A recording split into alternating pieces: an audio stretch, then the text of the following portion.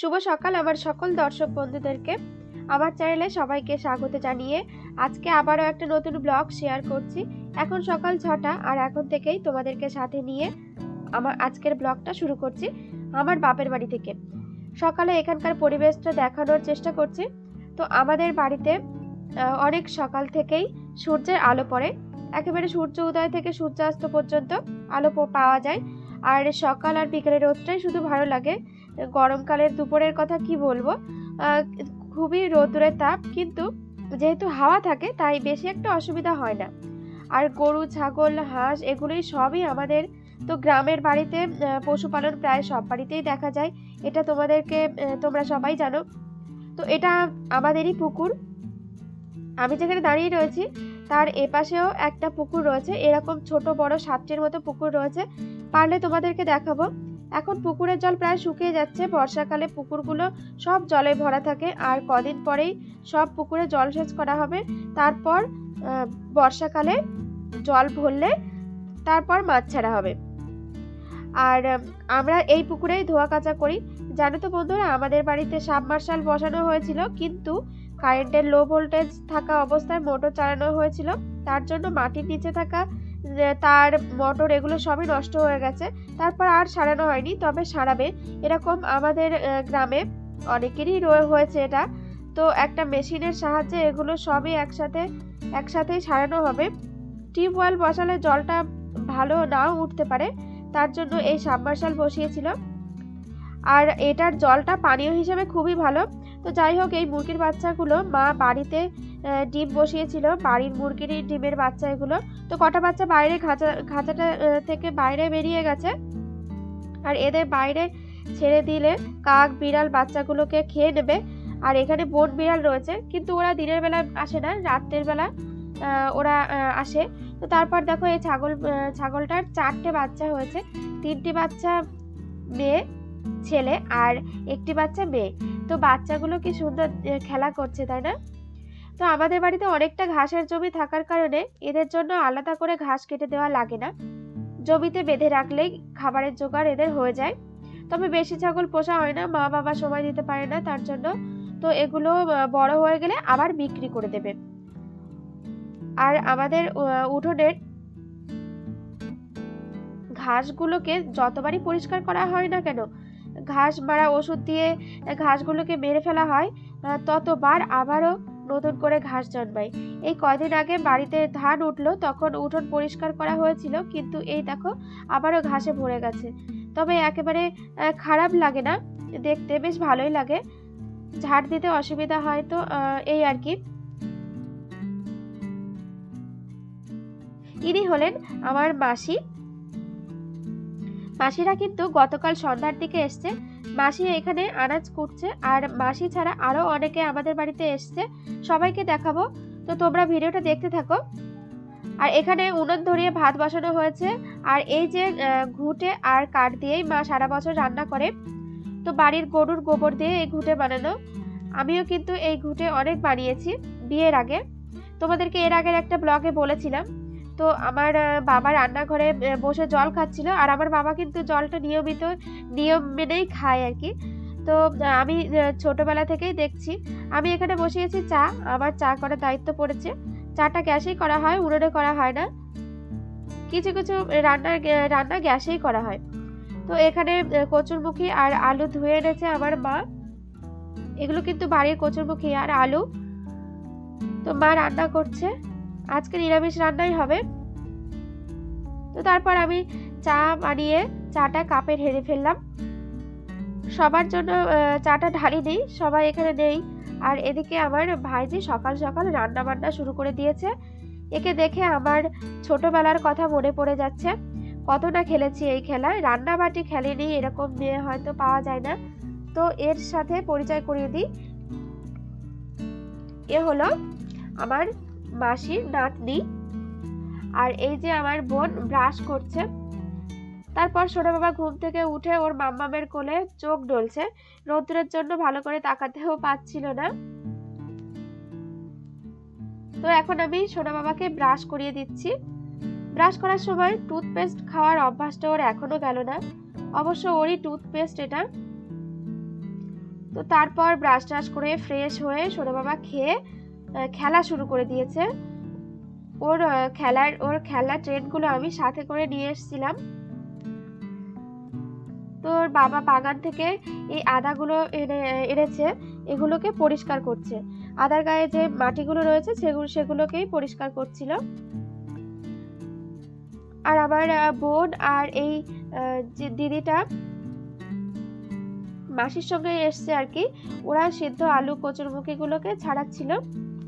তারপর রান্না বান্না হয়ে গেছে, সবাই খাওয়া দাওয়া করে নিচ্ছে। এখানে আমার মামারা রয়েছে। তো আর এরা সবাই একসাথে কেন এসছে আমাদের বাড়িতে সেটাও এটা বিশেষ কারণ রয়েছে, তোমাদেরকে সবই বলবো।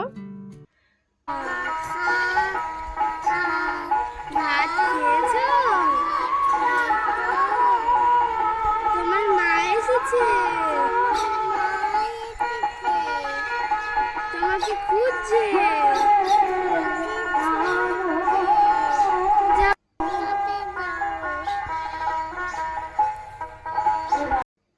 এখন আমি খেতে বসেছি বাঁধাকপি ভাজা, বেগুন ভাজা, গাঁটি সিদ্ধ, সয়াবিন আলুর তরকারি দিয়ে।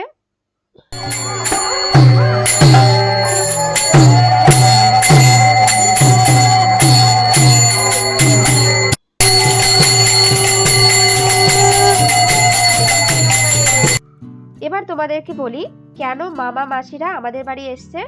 পাড়ার এক বাড়িতে নাম গানের অনুষ্ঠান হচ্ছে, আর আমার মা, মাসি, মামা, মাসির ছেলে, মেসো সবারই সবারই একটা নাম গানের দল রয়েছে, সবাই মিলে আর কি এই দলটা।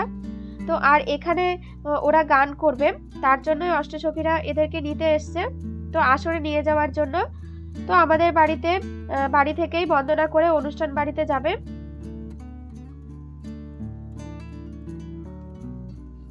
আর এই যে দেখো সবাই রেডি হয়ে গেছে, আমার মা, মাসি ওরাও তৈরি। আমার মা, মাসি আর ভাইজি, যে ভাইজিটা দোতারা হাতে নিয়ে বেরোচ্ছিল সেই ভাইজি, এরা তিনজন গান করে আর অন্যান্য সবাই বাজনা বাজায়। তো ওনারা ঠাকুর ঘরে প্রণাম করে তারপর যাবে অনুষ্ঠান বাড়ি।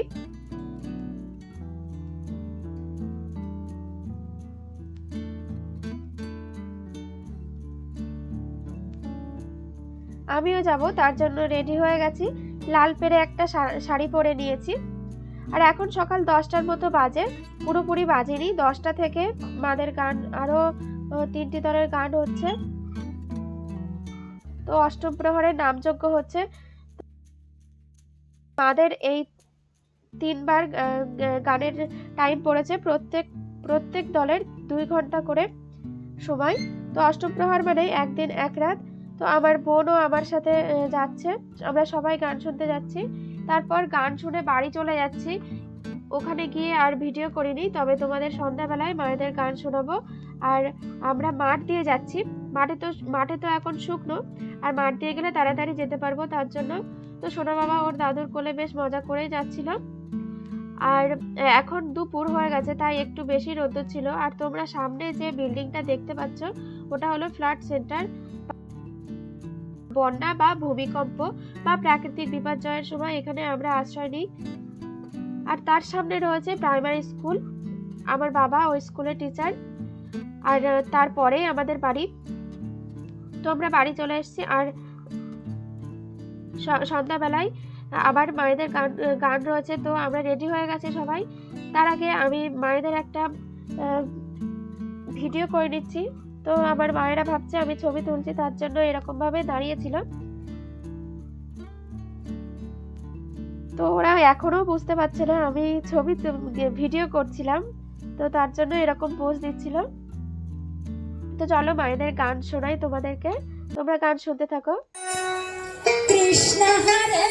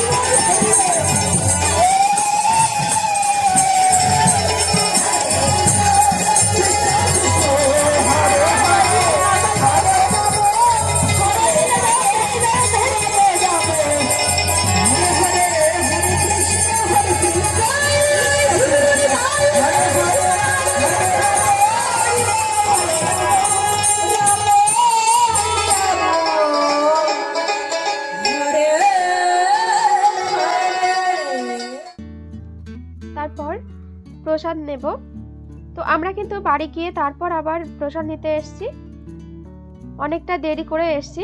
তো মাঠের মধ্যে প্রসাদ দেওয়ার ব্যবস্থা করেছে, আর অনেক লোকজন হয়েছে। সন্ধ্যার কিছুক্ষণ পর থেকেই প্রসাদ দিচ্ছে, আর এখন প্রায় 11টা বাজে। তো আমার সোনা বাবা আর আমি একটু ক্যামেরার সামনে আসলাম, তারপর আমার বোনকেও একটু ভিডিও করলাম, তারপর খাওয়া দাওয়া করে বাড়ি চলে যাব। তো বন্ধুরা, আমার মায়েদের গান কেমন লাগলো তোমাদের অবশ্যই কমেন্ট করে জানিও, আর আজকের আমার ভিডিওটা কেমন লাগলো তোমাদের সেটাও অবশ্যই কমেন্ট করে জানিও। ভালো লাগলে লাইক, শেয়ার এবং সাবস্ক্রাইব করে আমার পাশে থেকো। তো আজকের মতো ভিডিওটা এই পর্যন্ত। তোমরা ভালো থেকো, সুস্থ থেকো। টাটা।